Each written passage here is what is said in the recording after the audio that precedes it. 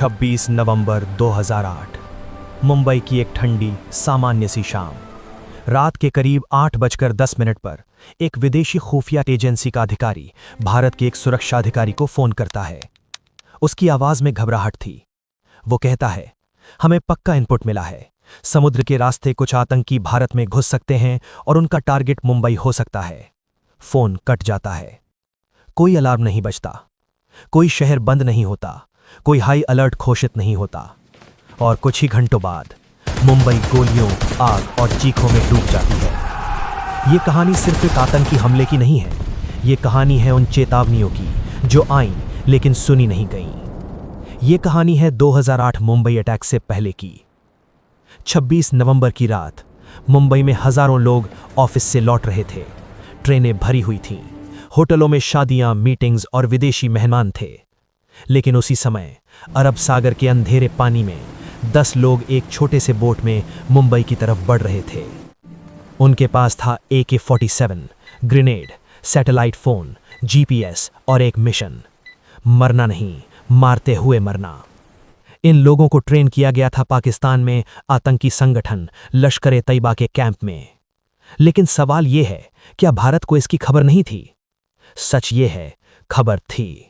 2008 के पूरे साल में भारत की खुफिया एजेंसियों को कई इनपुट मिले थे, खासकर रिसर्च एंड इंटेलिजेंस विंग और इंटेलिजेंस ब्यूरो को।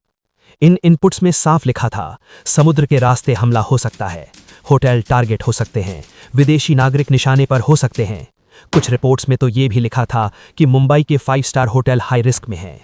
इन रिपोर्ट्स को राज्य सरकार, पुलिस और तटरक्षक बल तक भेजा गया। लेकिन हुआ क्या?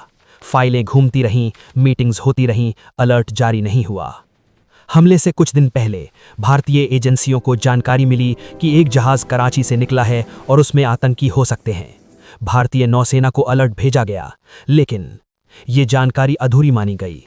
कोई विशेष कार्यवाही नहीं हुई। बाद में जांच में पता चला, हमलावरों ने रास्ते में एक भारतीय मछली पकड़ने वाली नाव कुबेर को हाईजैक कर लिया था। अगर उस वक्त समुद्री निगरानी सख्त होती तो शायद कहानी यहीं खत्म हो जाती। मुंबई पुलिस के पास भी चेतावनी थी।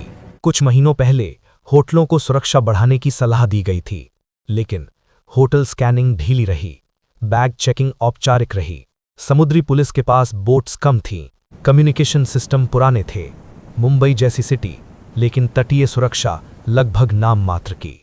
रात 9:20। सबसे पहले गोली चली छत्रपति शिवाजी टर्मिनस पर। स्टेशन में भगदड़ मच गई। 2 आतंकी अंधाधुंध गोलियां चला रहे थे। उनमें से एक था अजमल कसब। ये वही शख्स था जो बाद में पकड़ा गया। लेकिन उस वक्त मुंबई को पता भी नहीं था कि ये सिर्फ शुरुआत है। कुछ ही मिनटों में Taj Mahal palace hotel, Oberoi Trident और नरीमन हाउस, सब जगह गोलियां और धमाके शुरू हो गए। ये कोई अचानक हमला नहीं था, ये बहुत बारीकी से प्लान किया गया ऑपरेशन था। हमलावरों को होटल का नक्शा पता था। उन्हें पता था किस फ्लोर पर क्या है, किस कमरे में विदेशी ठहरते हैं, किस एरिया में ज्यादा भीड़ होती है। यानी उनके पास अंदर की जानकारी थी। हमले के बाद खुलासा हुआ, अमेरिका की एजेंसियों ने भारत को कम से कम 3 बार चेतावनी दी थी। उनका कहना था मुंबई में समुद्री हमला संभव है। यहां तक कि उन्होंने एक संदिग्ध सैटेलाइट फोन नंबर भी साझा किया था, लेकिन उस नंबर पर निगरानी समय पर शुरू नहीं हुई। हमले के दौरान आतंकी अपने हैंडलर्स से फोन पर बात कर रहे थे। उनके कॉल्स इंटरसेप्ट हुए। उनसे कहा जा रहा था, ज्यादा से ज्यादा लोगों को मारो, होटल जलाओ, मीडिया में छा जाओ। ये हमला सिर्फ हिंसा नहीं था, ये मनोवैज्ञानिक युद्ध था। मुंबई पुलिस के कई अधिकारी बिना आधुनिक हथियार सीधे गोलियों के सामने खड़े हो गए। उन्होंने जान देकर शहर को बचाया।